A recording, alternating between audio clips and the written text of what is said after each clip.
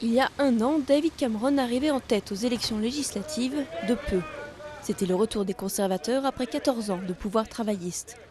Après des jours de tractation, il devenait Premier ministre à la tête d'une coalition avec la troisième force politique du pays, les libéraux-démocrates. Je pense que le plus grand succès de David Cameron, c'est d'avoir formé cette coalition et d'avoir réussi à la faire marcher, alors que tout le monde en Grande-Bretagne pensait que cela conduirait à un gouvernement faible et même à des élections anticipées. Or, cette coalition a été capable de prendre des décisions radicales sur l'économie et sur les services publics. À peine arrivé, David Cameron met en place des coupes budgétaires drastiques, puis il lance une réforme du système de sécurité sociale. Certaines mesures ont du mal à passer. L'autorisation donnée aux universités de tripler les frais d'entrée entraîne des manifestations étudiantes violentes. Et la réforme du système de santé impopulaire est en suspens. Mais l'opinion publique semble pour le moment avoir digéré la cure de rigueur.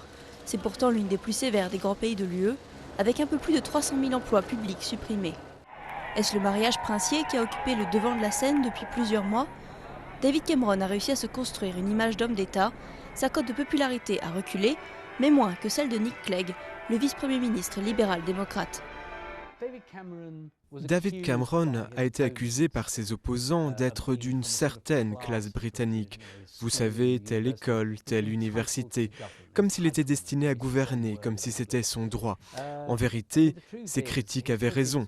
Il se comporte comme si c'était son destin de gouverner, avec toute la certitude et le calme que cela suppose. Mais la politique de David Cameron repose sur un pari. L'austérité assainit les dépenses publiques, mais elle risque aussi de nuire à la croissance, qui n'a repris en 2011 que très faiblement. Alors que les ménages britanniques sont en moyenne plus pauvres de 10 à 20 livres par semaine qu'il y a un an, c'est sur cette question que se jouera son avenir politique.